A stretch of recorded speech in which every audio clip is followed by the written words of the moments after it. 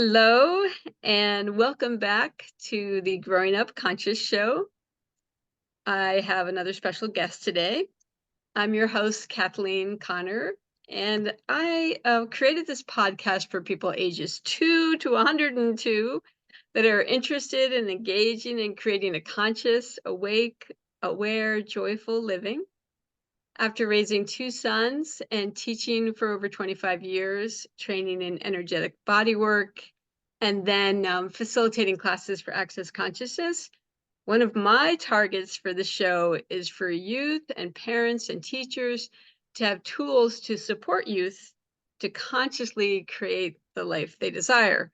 There are so many things in the world at this point that can have you unconsciously be living your life and also not creating the life you desire. So that's my target, is to give people of all ages, but especially youth, the targets and not just the targets, but the targets and the tools to reach those targets as they choose the life they desire. So today, my guest is Tom Rowley, and he's I met him through the Thought Leaders platform because in terms of training for TED Talks and some other things. And he's an author and a speaker, and he has a lot of wonderful things in his background. Like he used to be a former professor.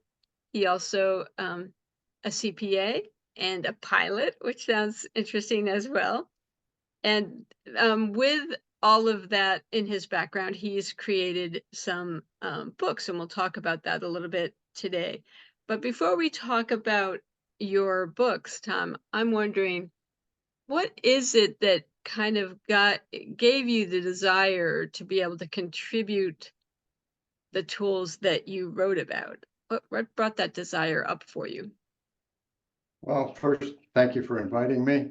I think we have an obligation as adults to pass on to the younger generation the rules and regulations and the customs and give them the skills to become productive and enjoy life and to do the things that will reward them either socially, psychologically, to some extent financially, so that they can support themselves, and to make their mentors and their family proud of what they do.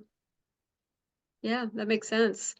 Yeah, and I think often I don't recall for sure what I was like when I was younger in terms of listening to I was a others, brat. but it's so interesting as I grow older that this desire to be able to say, hey, there's easier ways to do this. I wish I knew this, and this when I was younger, you know? Yeah. Um, and that aspect of putting it into words in a way that it can be shared is I think valuable. So can you tell us a little bit about your books and why you wrote them? Sure, I'd be delighted to. My first objective is I think people should make decisions based on reliable information from verified sources so that the decisions they make, the outcomes are what they expect. If we make choices based on either incomplete or imperfect or biased information, then the consequences, the outcome of our choices are not likely to be what we expected them to be. And I was appalled at the beginning of the COVID crisis at the decisions that were being made. Now, I'm trained as an accountant, as a pilot, as a former professor being trained with research methodology, and I'm looking at the choices that were made, and I'm not seeing people making problem-solving decisions or using evidence-based content to make the choices. So I thought, well, what's happened to education? I was last in a US university classroom in the late 90s. I've taught in Panama in the early 2000s. What happened? So I did some research. And the outcome of that research was a book that I wrote entitled Blame It on Nom: How Education Became Indoctrination and What You Can Do About It. And the result was that I discovered that starting with the protests of the anti-war Vietnam protesters in the 60s, there was a series of federal legislation passed, well-intentioned, but also influenced by some special interest groups that shifted the focus in the classroom in K through 12. And what happened in many states was that they reduced 2 courses to put more focus on math and science. And yet the result is that the math scores have gone down and high school graduates come out, they can't do basic math, they have no understanding of American history, and they're unable to solve problems. So I looked at what can we do to fix it or to repair it or ameliorate it, particularly as parents. And the objective of the first book was to get a cadre of people who could speak clearly in a very limited period of time, politely, ask the right questions of the school boards, and try to get put back into the curriculum in K through 12, an honest discussion of American history and how society is supposed to work. What, when you and I were younger, we called civics. The book got great results, got great reviews. Some of the best reviews were from teachers who said, they never taught us any of this stuff. So as the evolution came through and I looked at it and I said, well, how can I wrap this up more towards moms and dads that are doing homeschooling, because that was the result of COVID. And I ended up writing a second book titled Empower Your Children, Teach Kids to Ask the Right Questions, Recognize Bias, and Stand Up for Themselves.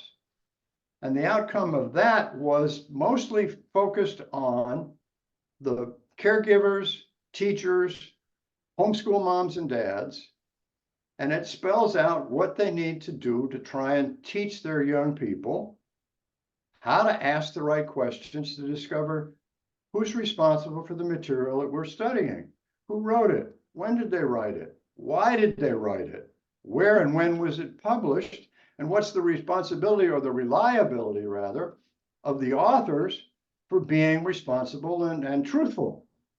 So the result of that was I had 2 books out, but I'm also a former trainer and a former professor. And I know if you want to change the way teachers approach the contact of a class or the way they approach the class, you got to give them some help, because the end result of all of the legislation that was passed and all of the rules and regulations and the special interest groups is they didn't improve education, but they did create a huge bureaucracy and a ton of paperwork that takes up a lot of time of teachers. Oh, I So know. I decided I'd sit down, say, okay, how can I help? Well, I wrote a teacher's guide. And in that teacher's guide, in the first 5 or 6 pages, I spell out a summary of what I intended to do with the 2 books, about getting them to ask and identify and provide to the students the ability to evaluate the sources of their information. The rest of the book is a series of outlines for people to develop an outline for a class, so that almost by accident, without it being, today we're going to talk about this author and this author and that author, but rather today we're going to talk about this subject, which was produced and presented by so-and-so who has this reputation. And as important as a former professor and as an individual in a classroom, we always got classroom evaluations, but usually at the end of the semester, the second page of all of these outlines is a self-evaluation for the homeschool teacher or the classroom teacher to evaluate what worked and what didn't and what they'd like to do differently the next time. Now, you briefly met my wife before we started. She's Costa Rican, a native Spanish speaker, and she translated the book into Spanish. Oh, So nice. the teacher's guide is available for both English and Spanish. Nice. Wow. I mean, it's funny that even for myself, because my teaching background was almost entirely in the area of special education, all the way from preschool to high school, right? And my 1 year in high school really gave me some concerns, and for some of the things you mentioned, and then other reasons as well. But I think, from my perspective, like how I grew up what I got to experience versus what I saw in the year I taught high school, which was a couple years ago, is that anxiety and depression are definitely higher. We see that in the stats, right? And I think part of that is not giving youth enough of the supports to know what they can choose in their world and how they can choose beyond what's Mhm. presented. Especially, I mean, the news is so bad now with putting out mostly fearful things. And I didn't realize when I was a teacher, like you said, that a lot of the history that I had learned and that is continuing to be taught is not accurate. He said. And I also, like, I was Incomplete just talking, to be polite. Yeah. yeah, just talking to my nephew, and he's getting ready to spend a semester in Amsterdam. And I really wish my own two sons had done the same thing, where they had gone out of the country and experienced other countries and gotten that perspective as well. Because I think, especially in the U.S., that we tend to have like a narrow band of information that we focus on, right? So I appreciate all of your work with the books. I I've lived also, in Latin America for the last 20 years. And so my view of the US is from a distance. And having grown up in it, served in its military, I'm very proud of America. I'm very proud of what it used to be. yeah. I'm not so excited about what's currently going on. And I think that there's an opportunity, particularly for parents, given that they've now been thrust into the role of teaching, which half of them either aren't skilled for, don't have the patience to do, but understand they have a requirement to educate their children. I think we have an opportunity to try and recover, if you will. You know, and one of the arguments I make in the first book is the baby boomer generation was taught by the folks that Tom Brokaw identified as the greatest generation. And we baby boomers were all too busy with our careers and working and trying to grow up the career ladder to pay a lot of attention to what our kids were learning in school. We just assumed that they were being taught the same things we were taught. But what I discovered was that starting in the 60s and especially through the 70s and 80s, the process of replacing faculty, and I've been interviewed on 4 or 5 different university campuses. I've been through the process. I know how it works. They take you to lunch, you make some presentations, they take you to dinner, and then they decide after you visit and tell them about what you've done for research as a PhD candidate, whether they like you. And if they like you, they invite you and maybe they offer you a position. So as the senior faculty have retired, the newer faculty coming on board don't have the same world perspective that the greatest generation had. I think that's a big piece of what's happened. well, I've seen some improvements in education, and I've seen some things that you're describing as well, but it's also that the world has changed so much as well. You know, like I remember when These things, my oldest son, who's well, these it things. was even before that. My oldest son, he's in medical school now, but when he was age 3, I think, he was learning how to use a mouse on a computer, and I'm just like, wow, his world is going to be so different than mine. And in some ways, it's really improved in that, like the World Wide Web, when that came in, gave us access to so much more of the world. And then in other ways, as you know, all of us have gotten addicted to screens. And I noticed that when I was teaching, because I taught over a long enough span, that the attention span of the kids I was working with kept going down and down and down. And I was working with, kids that were labeled in some way. I get that. But, even if I was given a group of 5 kids, keeping their attention became harder and harder. And I'm not, I left teaching just a couple years ago, but I've talked to some teachers recently who said some kids have a hard time even finishing a book now because they're just not used to that kind of attention. So a lot of things have to be changed for a lot of different reasons, of course. But I know, being trained in access consciousness, they talk a lot about the questions that you ask. And I know that that's something you address as well. Like, what questions to be asking. So do you want to speak about that a little bit? Sure, I'd be happy to. Taking from where you were talking about the time attention spans of young people, I had the pleasure of recently in Panama teaching on a U.S. university campus located in Panama. And I was teaching recent first semester freshmen, recent high school graduates from bilingual high schools who had no statistics, no advanced math, didn't understand anything about logic, and English was their second language. And in that course, their final exam was a requirement to produce a 5-minute presentation on a topic of regional or local interest, and to include in their presentation evidence that they had done research and that the sources of their research were valid. So I had to spend the first couple of weeks of the business communications course teaching them about critical thinking, how you evaluate research, why you want to find out who wrote it, when they wrote it, why did they write it, where was it published, when was it published, and is there some contrary argument, and has anybody replicated the research? And it was interesting because at the beginning of the classes, I always asked the students, well, what are your goals? 5 years from now, where do you see yourself?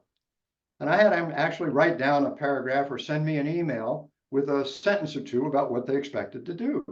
So I would have in my little toolkit the ability to twist and focus my examples and the material that we were going through the course with that targeted what was important to them. Because I'm convinced that if you want an audience to listen to what you have to say, you've got to deal with what I call the radio station WIFM. What's in it for me? And if you don't get that class in the very first few minutes to understand this is why this is important for you, maybe not this week, maybe in your next semester, maybe when you graduate and you go to work, this is why you need to understand this topic. That's helpful. And some of the feedback I got, because the 19-year-old freshman thought it was great to be given official permission by the professor to go ask adults good questions, especially parents and grandparents. And among the questions that I suggested, because there were things that parents and teenagers can conflict about, was, okay, well, why do you think that's true? What evidence is there that what you think is true? And is there any counter argument or other evidence to prove that it's not true?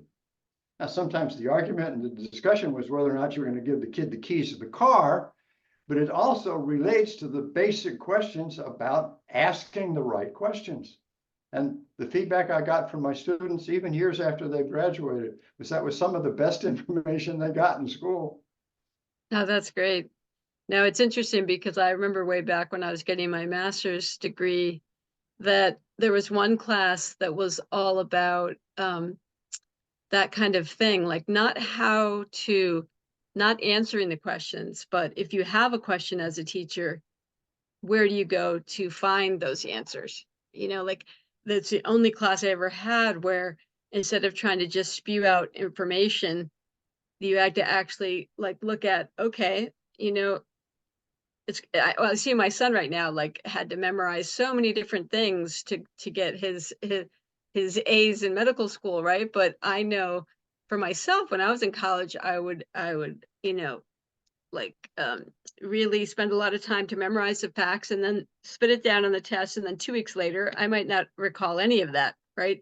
So it has to be a way to, when you are actually dealing with something in your life, whether it's a problem or something else, that you have access to get your answers in a way that's going to be useful, like what you're talking about, instead of just like, well, so and so thinks that I should do this, I mean, well, and I what think any responsible adult teacher, mentor, guide, coach should be prepared to answer those questions with evidence-based answers and say, okay, you want to do this, but this is why it won't work, or this is great, go for it, because we've shown in this study or that study, somebody else has done it, it works. That Yeah. reinforcement is very important. But I also think it's very important, like you mentioned, that because evidence-based is being used so much now in the news and a lot of different things, and so knowing why people did a study and who paid for it is really important as well, I think, you know. So But like you said, who's like know financing why. it? I'm an accountant Exactly. by trade, so I always think in terms of where's the money from behind all of this? Right, because then you know whether it was kind of biased for that reason as well, Yeah, or whether it was just totally not even yeah. accurate. But they, yeah. So it's been very interesting that way. Um, Anything else before we move on to some other ideas I have that I want to talk to you about? Anything else about like you know, you trained as a pilot, you trained for your to be a CPA, right? You trained to be a professor. You went through whatever you went through in your life. Like, how do you feel personally that you came across the skills that you acquired in life? Well, the issue about asking the right questions is a result of not having asked the right questions for a couple of business investments that I made that cost me a lot of time and a lot of money. Yeah. And spread out over a couple of years, if you fool me once, shame on you. If you fool me twice, shame on me. Yes. I discovered there were a couple of times when I should have asked this. I thought about it, but I didn't ask it, and I should have. Um, and not because somebody was misleading me, but I didn't either ask the right question or I didn't ask the right question of the right people. Yes. And so that's basically at the root of it. And I think it's a very valid argument. Hopefully other people agree. Yeah. Yeah. Well, I think that, I mean, that brings up a good point around there's certain things I did, like, how do I want to say? The balance between following your gut, like you often have gut awarenesses that are useful, like your gut, your heart, whatever, however people say it. I don't like when people say, don't just listen to your mind, listen to your heart, because it's not that simple. I think it's really a whole visceral experience of like choosing something at times, choosing one thing over another. And so you can't just come from your mind because then I mean, the way that we typically think of mind, because then even if you have this whole list of evidence, you might be missing something that's important. So you have to like this combination of being able to follow your full body awareness, because usually your body has an awareness that if you tap in to it as well. I mean, obviously my body, you see me here because I'm, recording from Massachusetts, I have to be bundled up because I'm one of those bodies that doesn't, I need to move to stay warm, right? So Yeah. using that balance between um your awareness, your consciousness, and getting some quote factual information, knowing that facts may or may not be facts the way we see them. So how did you learn that balance? Like I started being able to ask, is this thought, feeling, emotion mine, or is it somebody else's? I started to get a sense of like tapping into my intuition more. Have you experienced that at all? Interesting question. To answer that, I got to scroll back about 25 or 30 years when I was out west in Arizona studying Native American spirituality. And the whole argument there is go with your gut, go with your mind, you're in tune with the universe. Well, I'm a CPA. I would put together a beautiful business plan. I would say, okay, if we do this, then this is going to happen, and then this is going to happen, and this is how much money you can make. Yeah. And I put the thing together. I'm convinced that I know what I'm talking about. But what I didn't realize was, yeah, that's fine. And there's maybe 1,000 other people who agree, but maybe there's 10,000 people who don't. And so going with just what some accountant or some financial advisor tells you isn't always the best choice. You got to go with, okay, what else is going on in the marketplace? Because, you're not the sole source, you're the provider, but there's got to be a market for what you want to offer, whether you're teaching or you're flying airplanes. Aircraft industry is in terrible trouble. because they don't have enough pilots. The old guys that came out of Vietnam that knew how to fly big airplanes have all retired. I've got a 26-year-old son who's about to become a pilot. He's got a degree in aeronautical engineering. He's perfectly skilled and prepared, but it's going to take him a year or two to mature to gain the skills that he needs. And I've got friends who are experienced pilots, and to watch them work is just, it's magic. Yeah. I've got a couple of hundred hours, roughly 300 hours. I'm trying to work on an instrument rating. And with the funny eyes that they make you wear to try to learn how to fly an airplane by just reading the dashboard, when I look at a map of where the airplane's gone, I'm going, okay, I need a little more practice. Yeah. Yeah, no, that's, yeah, there's so much that that is like, part of it is training, part of it is intuition. There's so much that's hard to put into words in terms of how to choose, but I think sometimes when, like, you come from, like, well, you have to be passionate about something, sometimes that's not a good idea in terms of your choosing, and other times that might be useful. I don't, particularly like that perspective. I like to look at how to create conscious choice to make sure that it's your choice and not somebody else that's imposing on you, or that it's that you keep asking questions, like you said, because even if you don't have an answer, if you say, is there information that I don't have yet that I need to have before I make this choice, just putting that question out and then waiting a day or sleeping on it, it's amazing what can pop up at times. So I've found that interesting. Um, Well, and you then, and I had talked a little earlier about dealing with horses. And if we get yes, into that conversation, there's a lot of things in interacting with horses that come into play about teaching and learning. yeah, it's funny because I was going to say, anything else you want to say about the books and your writing before we get into horses? Because, as you know, I since I moved to Florida about 3 years ago, I started riding. I've been riding for probably about 2 years now, and getting back into that. And I worked with Whispering Meadows, which is my local group that works with kids with special needs on horses. Mhm. And it was such a beautiful thing to experience, like what that can create. But I Oh, also have gone through my own experience of, like, because I've been off a horse a couple of times since I started. And, like, the first time I fell off a horse, none of them have been hard falls, so that's really great news. But the first time I was just really shook up by it.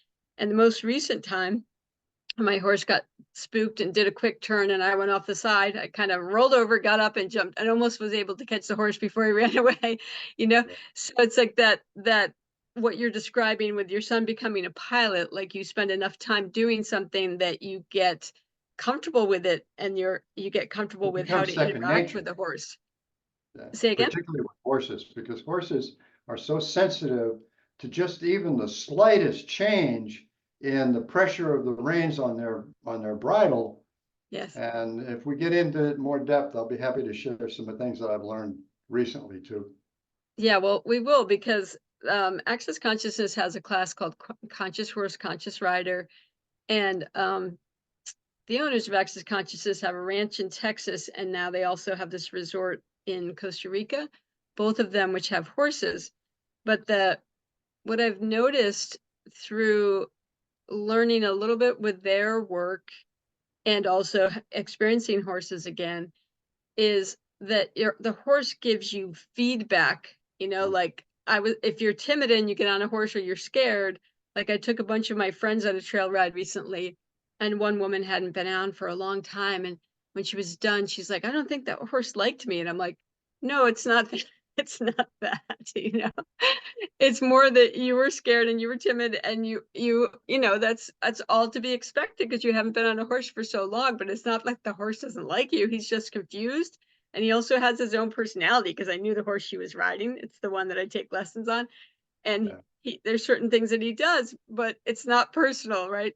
So that delicate balance between horse and rider is so amazing. So talk to me about you and your wife work with equine therapy. And I'd like to hear more about Well, your we've experience. been volunteering at McCormick Research Institute in St. Cloud, Florida.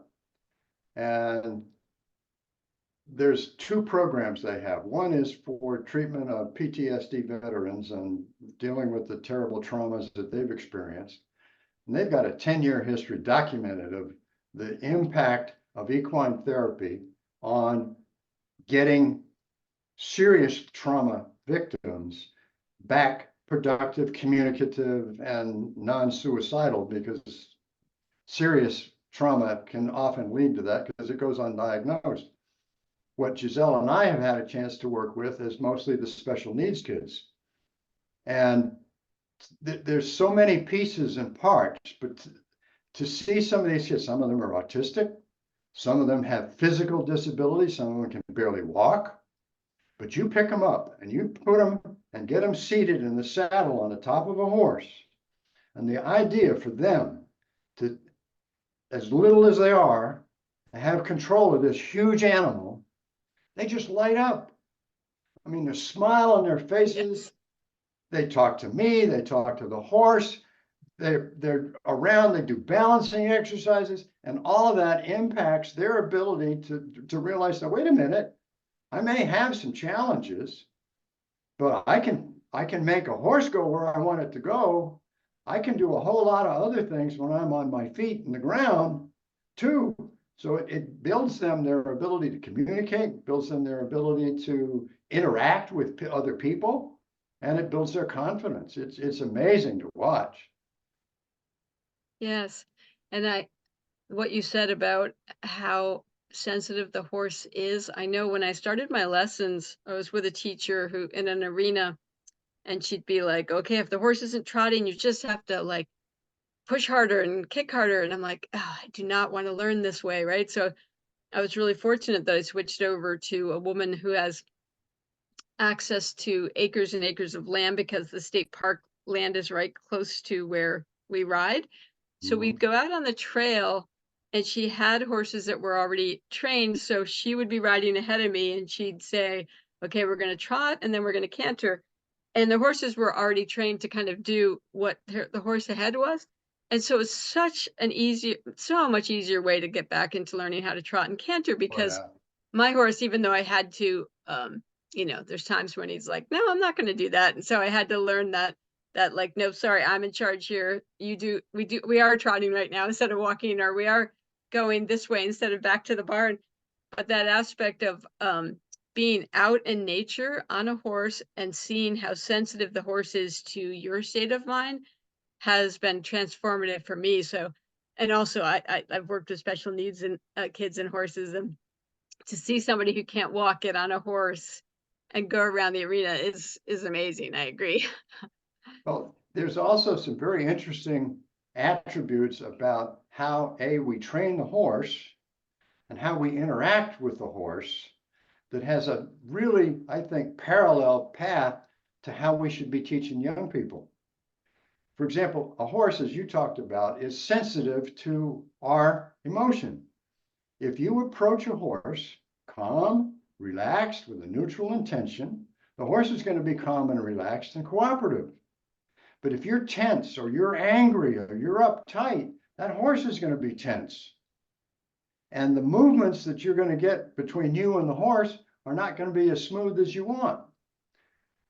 There's a neuropsychologist, scientist named Dr. Peter Stevens Peters, and he did some research along with some experienced horse people, and he compared the brain activity of the human brain with the horse brain. And the human brain, he was able to show through functional MRIs that when somebody is studying a topic and they're having something explained to them, there's certain parts of their brain that are activated. But when you stop and you give them a rest, the brain continues to process. So if the student is doing something different for a few minutes, when they go back to the study, to the topic, they understand it better than they did when they stopped without any conscious effort. And horses do the same thing. Horses have been prey animals for thousands of years. These 1,000-pound vegetarians have always been somebody else's lunch. And Yeah. yet man has been able to domesticate these prey animals by dealing with them in a way that prove to the animal that they're not a threat. They're not going to harm the horse, because the very first thing that a horse is concerned with is safety. You know, if you scroll back to 20 years ago or so, you probably got exposed to Maslow's hierarchy of needs. Well, the very bottom one is safety. The next one's Yeah. food and shelter. After that come the intellectual parts of it.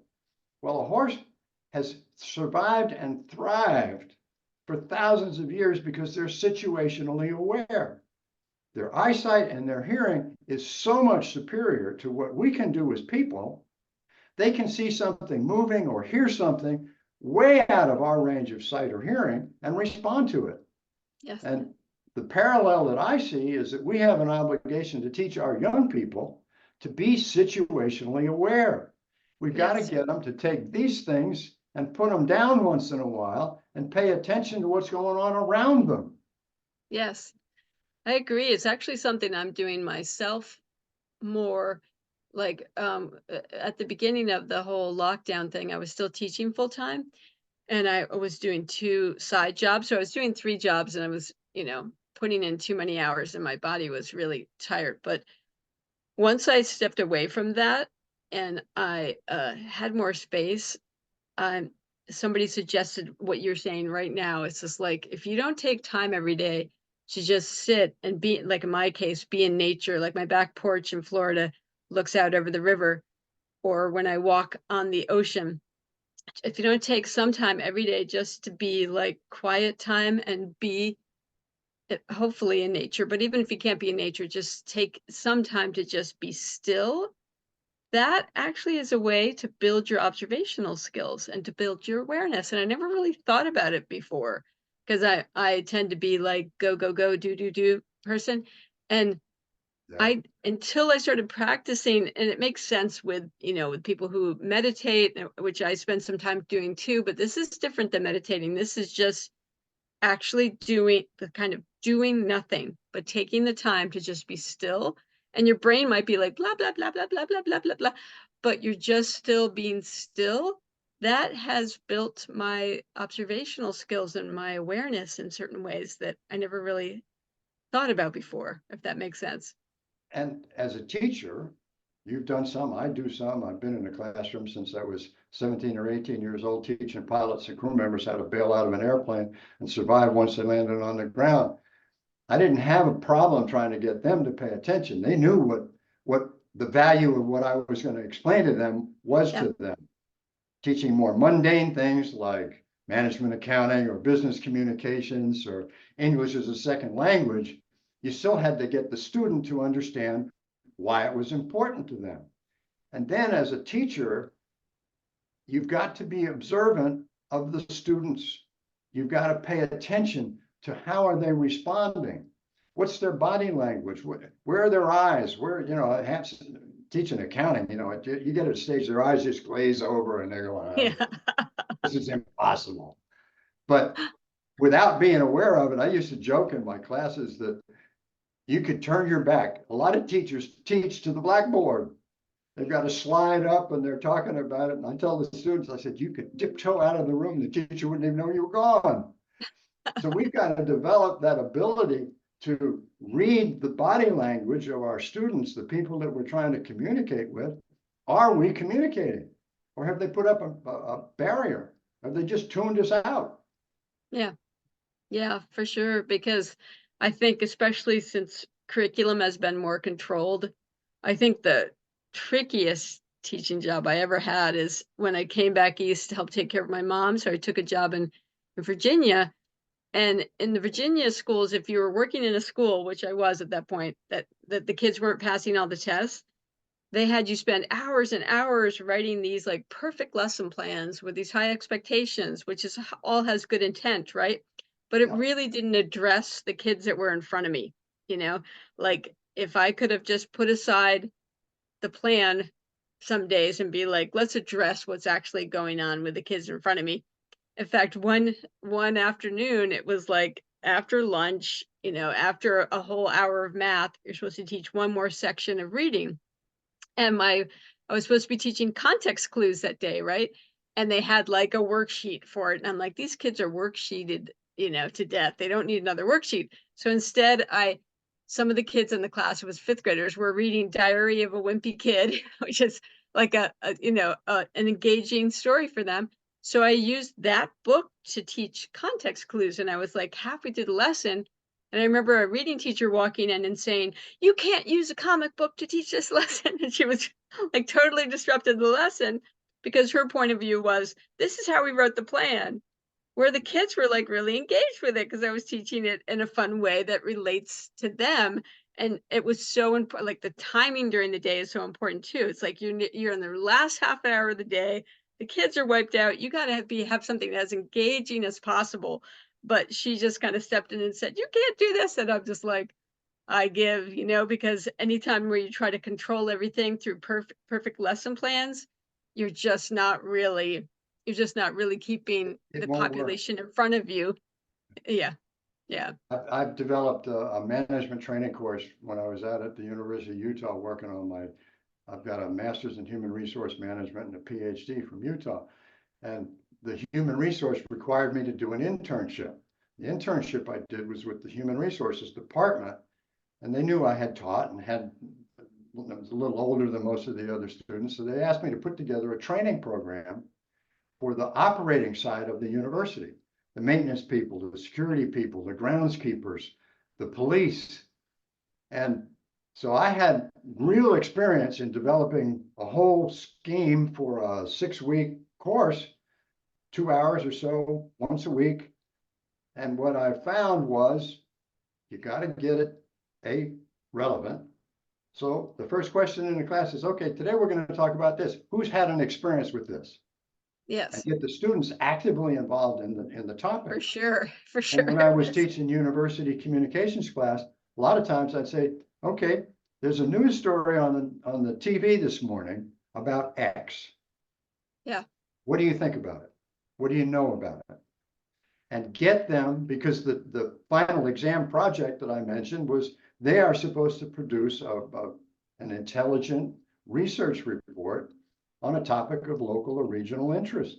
And Yeah. a lot of that was economics, and some of it was political. Some of it was about why are the education systems different between, for example, Panama, Costa Rica, and Colombia, the different Yeah. cultures. So if you can make it pertinent to what they're interested in, you can still twist the lesson plan around to fit that. But your point proves what I argued in my book, that all of this legislation, there's about 18 federal rules that have been done. The supposed teachers' requirements in the state of California is a 1,000-page book. Well, the book says you got to do this, so you got to do that. And you were interrupted in the process of doing something that was very productive by somebody who was proving the point that the legislation hadn't helped. Yeah. Yeah. I know. And you can't have somebody come in from outside of the class necessarily unless they're willing to just stand and observe whether the kids are engaged or not and say, "Oh, you aren't teaching this lesson right," because they aren't the ones that have been with those kids and have a sense of their personalities and everything else. So it's interesting.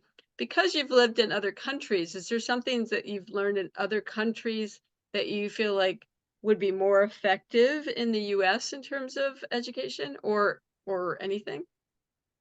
Well, teaching in Panama, I had the advantage, if you will, of teaching the children of fairly well-to-do parents, because the tuition for the university was pretty expensive. And so I had kids who had done well in high school, but high school, they didn't have any advanced subjects. They didn't have any advanced math. They'd never taken a statistics course, which Yeah. after going through my PhD program, I call it statistics instead of statistics. But I had to get them to understand what is a normal curve. What does a bell-shaped curve mean? What do all of these things mean? And so dealing with it as a second language, I had to learn to be much more precise in how I explained it. And that aspect of it I thought was very helpful for me personally. Yeah, because it made you be more clear overall. But did you see styles of education in other countries that you feel like the US could benefit from, or structures or systems? Well, the styles I saw were usually, I mean, teaching English as a second language, it's usually a North American that runs the program, whether it's a school or an entrepreneurial operation business. So they bring into it the US perspective. But the classroom effort is almost always left up to the individual teacher. Universities think that's wonderful. That's the academic privilege of promoting and how you decide to present your material. Yeah. But you got to present material that's accurate, that's reliable. And so what I found, particularly in teaching the freshman students in Panama, was a lot of the things that they thought they knew weren't fact. Panama is a very interesting country.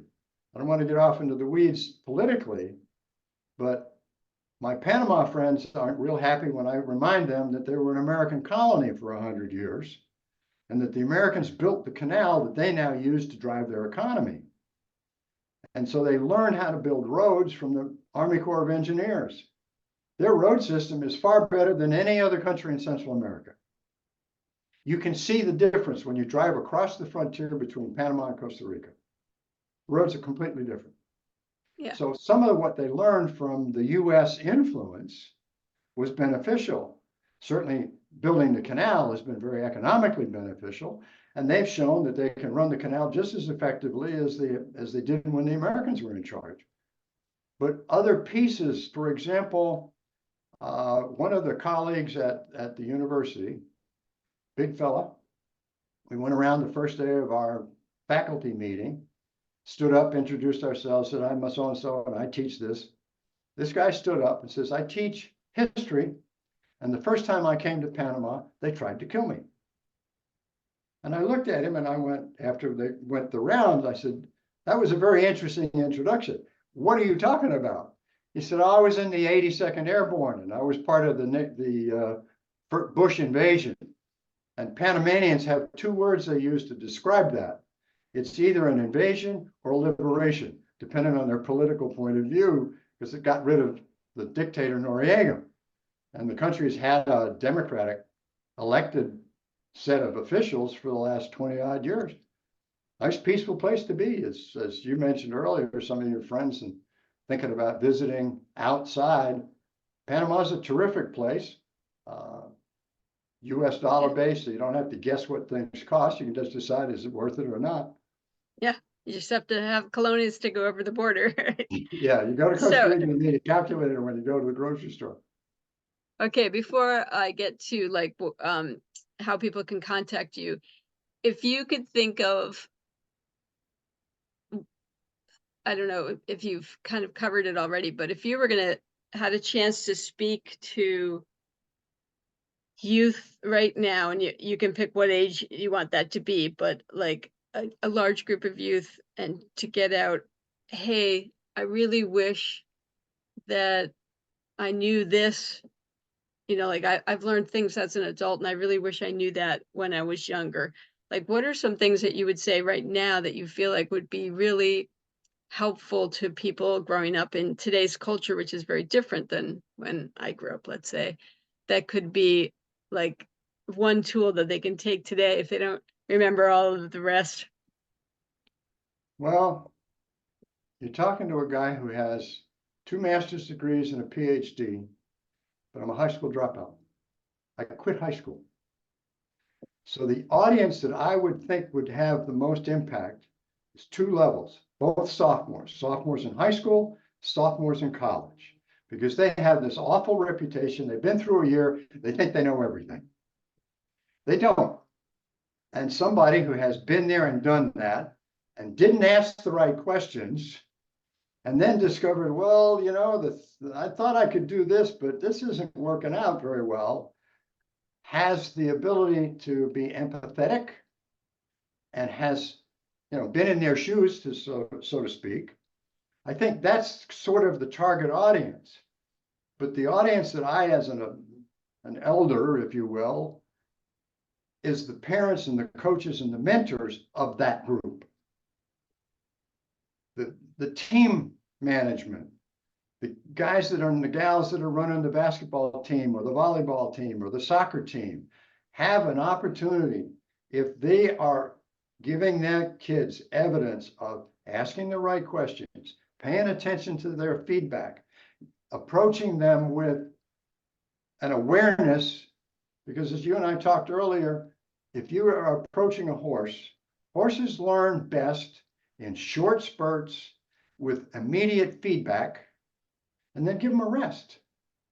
So if I were to tell the teachers that I had, hey, make your point and then stop, give us a break, let us absorb what you've shared, and then we can move on to the next aspect of it. So that would, I think, would be very helpful.